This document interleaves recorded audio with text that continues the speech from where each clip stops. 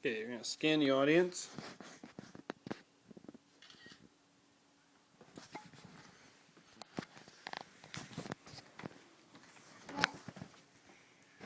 Nearly 2,000 years ago, the Roman Empire seemed to be at the pinnacle of human society, an accumulation of all human achievements.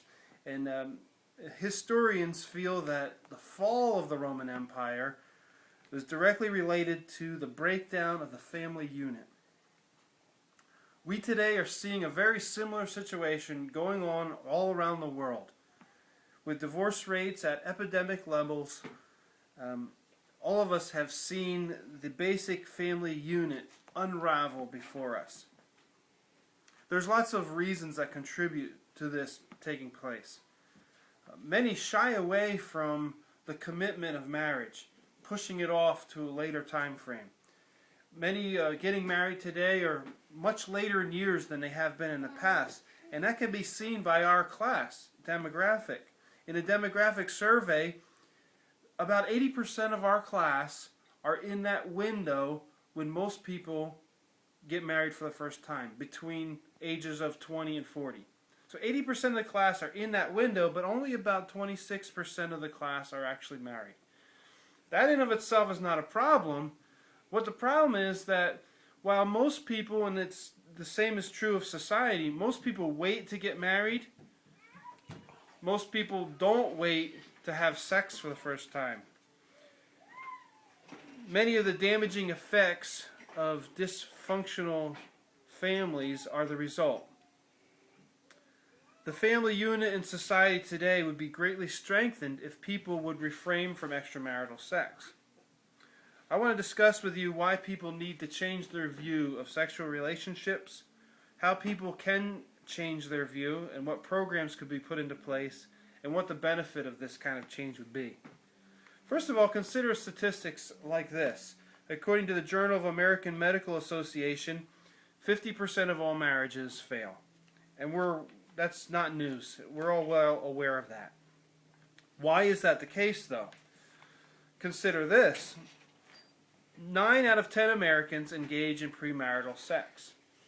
The idea of it's okay to have sex with someone outside of the bounds of marriage is commonly accepted in the world today. In fact, it's a very strange concept to think that you should only have sex once you're married.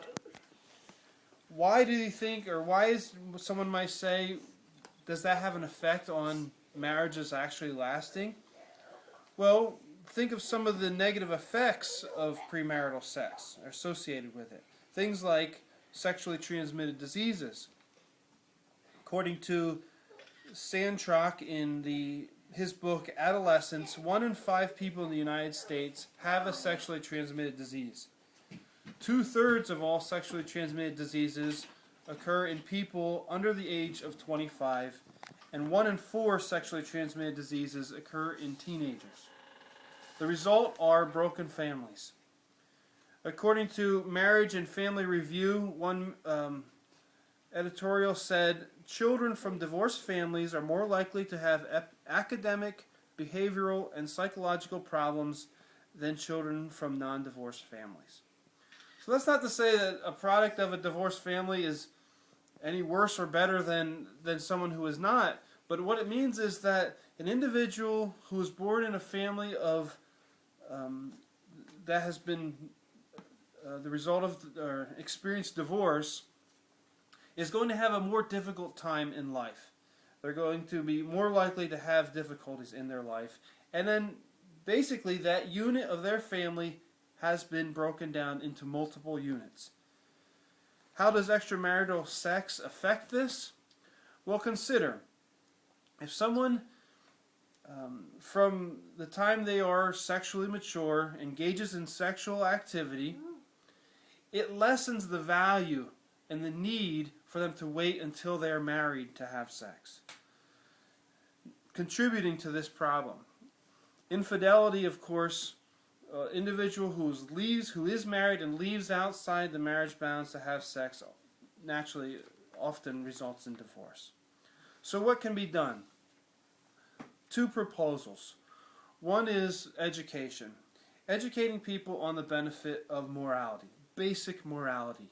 The idea that sex is something that's reserved for the marriage arrangement. Also, education on responsible dating. What is the purpose of dating? Dating is not just for recreation, but dating could be for the purpose of identifying a suitable marriage mate. That's basic morality. And then also education on consequences. What happens when an individual engages freely in sexual relationships outside of the marriage bounds? Still part of basic morality. Another idea might be a form of regulation. Unfortunately, most regulations become either over or under enforced, but there are some regulations regarding sexual activity now. Regulations about age limits, but there could be regulations saying that sex is only reserved for individuals who are married. And there needs to be regulations as to the qualification, that you have to qualify to get married. Today, the only qualification is to buy a license, but there should be some qualifier saying that you're capable of being committed and being able to maintain a marriage arrangement. The benefits of changing this type of mentality toward premarital sex would be a stronger family unit, and history has shown all through history, not just the Roman Empire, but a stronger family unit results in a stronger society.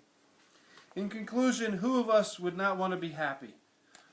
Happiness starts with our family unit. The family unit in society would be greatly strengthened if people would refrain from extramarital sex. There cannot be a change in society unless there's a change in attitudes. The question is whether or not people can change.